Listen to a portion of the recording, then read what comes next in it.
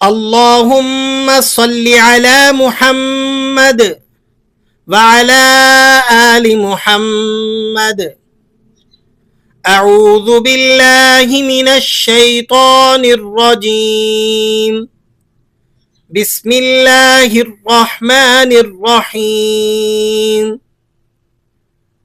سورۃ البقرہ حصہ نمبر 2۔ آئیے ایک ایک لفظ کر کے سورۃ البقرہ کے اس سبق کو میرے ساتھ ساتھ دہرائیے۔ اولئک، لفظ اولئک کے اندر آپ نے مد متصل واجب ادا کرنی ہے۔ جب حروف مدہ اور حمزہ دونوں ایک کلمے میں ہوں تو اس صورت میں جو مد ادا ہوتا ہے اس کو مد متصل واجب کہا جاتا ہے، اور اس کی مقدار 4 حرکتوں کے برابر ہوتی ہے۔ اولئک، علی، لام پہ کھڑا زبر ہے، کھڑا زبر کو آپ ایک الف کے برابر کھینچ کر ادا کرتے ہیں۔ اولئک علی ہدم، ہدم، آپ نے یہاں پر ادغام مع الغنہ ادا کرنا ہے۔ یہاں پر آپ دال کا میم میں ادغام بھی کریں گے اور اس کو غنہ کر کے بھی پڑھیں گے۔ ہدم، اسے آپ نے ہدن اس طرح سے نہیں پڑھنا، بلکہ ہدم من ربہم، من ربہم۔ یہاں پر نون ساکن کے بعد را آ گیا، اگر یہ تنوین کے بعد یا نون ساکن کے بعد لام اور را آ جائیں تو یہاں آپ ادغام تو کرتے ہیں لیکن بغیر غنے کے۔ یہی وجہ ہے کہ ہم یہاں پر نون ساکن پر غنہ ادا نہیں کر رہے بلکہ اسے پڑھ رہے ہیں من ربہم۔ دیکھیں نون کا را میں ادغام تو ہو گیا لیکن بغیر غنے کے۔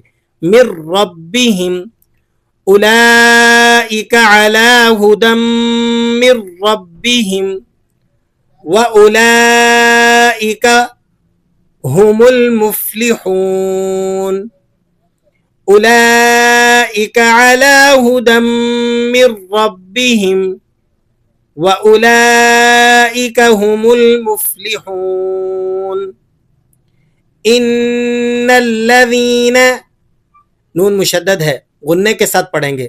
نون میم مشدد ہمیشہ غنے کے ساتھ پڑھے جاتے ہیں۔ ان الذین کفروا، را کو آپ نے موٹا کر کے ادا کرنا ہے، اور واو ساکنہ ہو اور اس سے پہلے حرف پر پیش ہو تو یہ واو مدہ کا ایگزامپل ہوتا ہے، اس کو بھی آپ نے ایک الف کے برابر کھینچ کر پڑھنا ہوتا ہے۔ کفروا سواء، حروف مدہ اور حمزہ دونوں ایک کلمے میں ہیں، مد متصل واجب کا ایگزامپل ہے۔ سواء علیہم، علیہم، اانذرتہم، اخفا ہوگا، نون ساکن ہو اور آگے ذال آ جائے۔ ذال حروف اخفا میں شامل ہے۔ اخفا کے 15 حروف ہیں، اگر یہ نون ساکن کے بعد ان میں سے کوئی بھی ایک حرف آتا ہے تو آپ نے وہاں پر اخفا ادا کرنا ہوتا ہے۔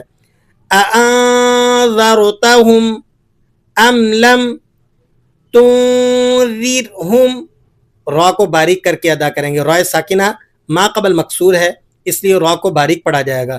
تنذرہم لا یؤمنون، یہاں پر حمزہ بشکل واو ہے۔ دوسری بات یہ ہے کہ حمزہ جب بھی کسی حرف سے ملتا ہے تو اسے جھٹکے کے ساتھ پڑھا جاتا ہے، اس لیے ہم یہاں اسے پڑھیں گے لا یؤمنون۔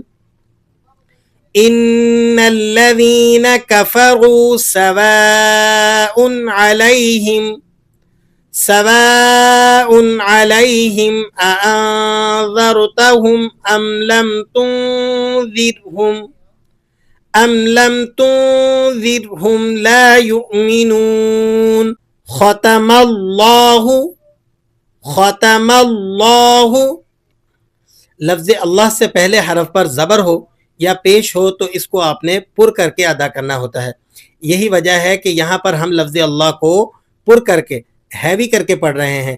ختم اللہ علی قلوبہم وعلی سمعہم، ختم اللہ علی قلوبہم وعلی سمعہم وعلی ابصارہم، حروف مدہ اور حمزہ جب الگ الگ کلمے میں ہوں، یعنی حروف مدہ ایک کلمے کے آخر میں ہو اور حمزہ دوسرے کلمے کے شروع میں ہو، تو اس صورت میں جو مد ادا ہوتا ہے اس کا نام ہے مد منفصل. مد منفصل جائز، اور اس کی مقدار بھی 4 الف ہے. وَعَلَىٰ أَبْصَارِهِمْ غِشَاوَةٌ وَلَهُمْ عَذَابٌ عَظِيمٌ.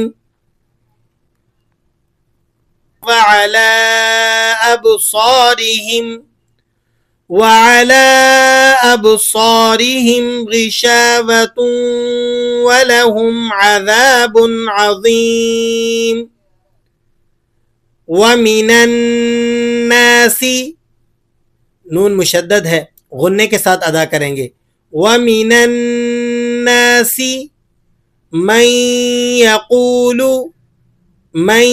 يَقُولُ، نون ساکن کے بعد یرملون کا یا آ رہا ہے، ادغام مع الغنہ ہوگا. من يقول آمنا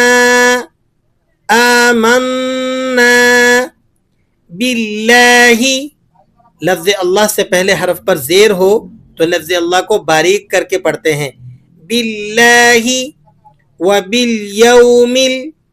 وبالیوم الآخر وما هم بمؤمنین. ومن الناس من يقول آمنا بالله وباليوم الآخر وما هم بمؤمنين. يخادعون الله